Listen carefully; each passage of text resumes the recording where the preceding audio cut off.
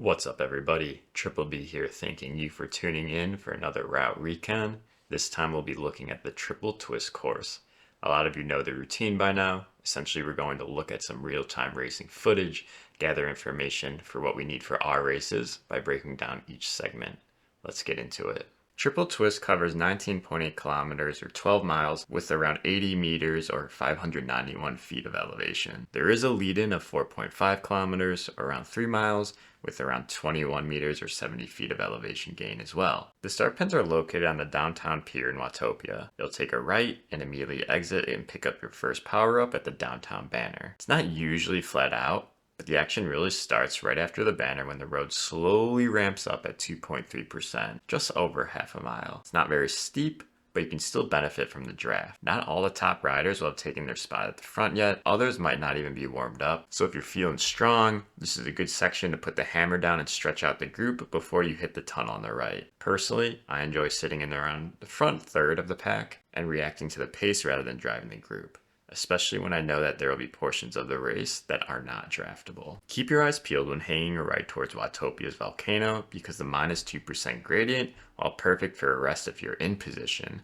will make it difficult in the opening incline, resulted in a gap or two. In most races, the pace here will likely settle as you slowly begin to take a left to the Volcano loop. There's a slight 4% kick, which is a sign of the punches to come, and then when traveling through the Volcano, you hit a longer 6% punch that will lead to the group stringing out. Keep in mind, there is a Volcano banner ahead, so if you need to use a power-up to create a gap or follow one, do so. Just know this is not a sprint point, and when you do begin approaching the banner, there's another slight 4% kick that can lead to further splitting. Even still, the gradual descent after the banner will more than likely push everyone back into a nice tight blob. Do yourself a favor and save your legs for Jarvis Island, which appears on your left as you exit the Volcano. 2 more left-hand turns will bring you into the Jarvis Island loop. If this is not a points race, expect the pace to ease with the KOM effort just down the road. If this is a points race, you'll need to start reacting to moves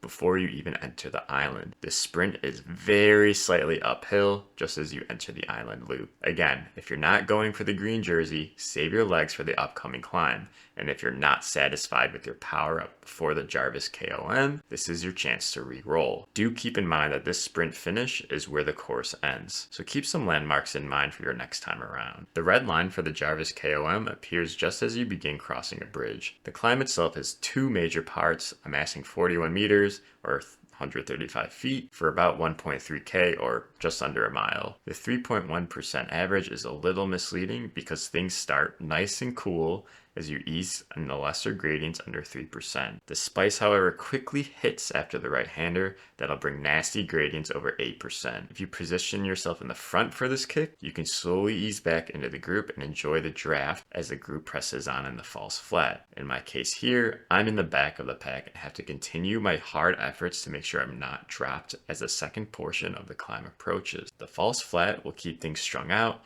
and tail gunning will be risky as you hit 10% gradients as you approach the banner. Push hard to stay with the group because being dropped here will end your race. If you're smart with your power-ups and motivated, there is a chance for you to make it back onto the lead group as you descend across the 2 bridges with increased rolling resistance. Don't be afraid to use your power-ups here because another one will be offered before leaving the island. The final bit of this bridge will have a cheeky 2% false flat that will remind tired legs that they're not fully recovered. Grit your teeth as another descent is just around the corner as you make your way around the Banjo Cafe. Do not get caught out like I almost am here. The descent is winding and fast, and any flyers will likely be scooped up by the group before hitting the Jarvis lap banner. Hopefully, things will stay quiet as you exit Jarvis and take a left around the Volcano. Mind the 2 kicks that you hit before entering the Volcano, as many Zwifters cannot help themselves but drop the hammer here. The steepest gradients are just as you enter the first kick, so punching early will essentially eliminate all risk of being caught out of position and avoid chasing on the flat section just before a second 5% effort. Don't be smart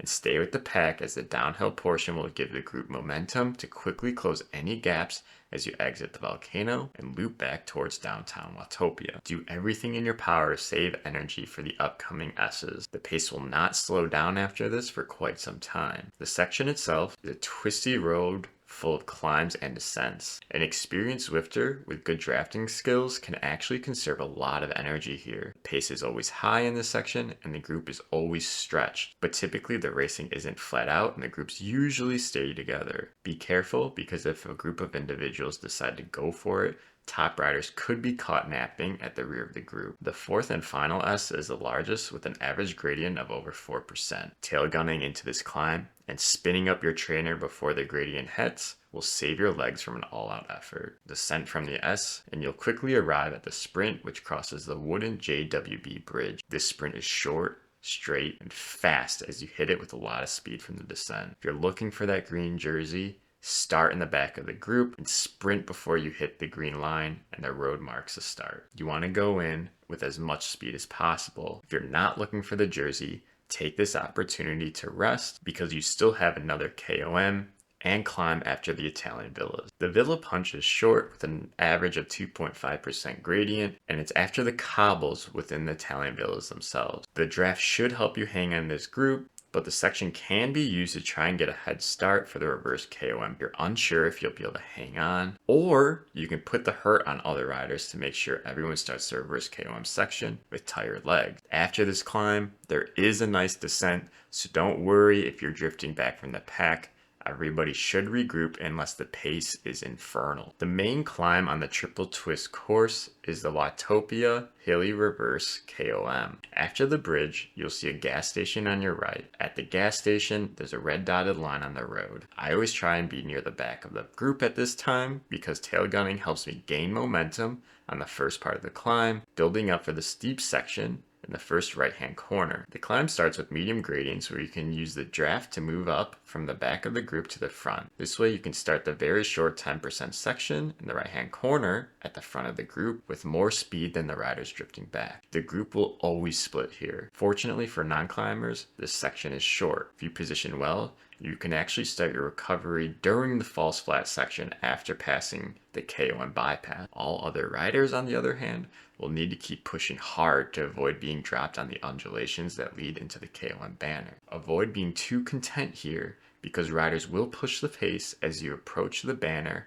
where there's a 3% false flat. Being caught out here is enough to turn your recovery into a downhill chase. The descent is also steep enough to benefit from a super tuck. In a group, I usually like to soft pedal to get the best recovery, but if you're alone, use a super tuck to gain some speed. You hardly have to apply any power to stay in the group, but pedaling keeps the blood flowing through the muscles. From here, we make our way back downtown and again hit the 2.3% gradient for just under half a mile. Riders that do not want sprinters to make it to the finish line will use this final drag as an opportunity to break the pack, which is exactly what happens to me here. Do not be afraid to use your power up, because another one will be offered in the Volcano. Just as before, things should again settle in the tunnel as you again are going to be approaching the Volcano's left-hand turn and a couple of undulations that lead up to the banner. If you position well, you'll have the maximum amount of time to rest on this descent. This is the final elevation gain of the course. Sprinters that have made it this far have nothing to do except save their legs for the final sprint for the Jarvis Sprint Reverse. While I'm in a smaller pack here, expect the downhill from the Volcano to keep the speed high, making it difficult for a solo breakaway to stay away from a chasing peloton. This also makes you enter the final sprint at very high speed. Make sure you're with the front few riders as you take your left into the Jarvis loop. As for your launch point,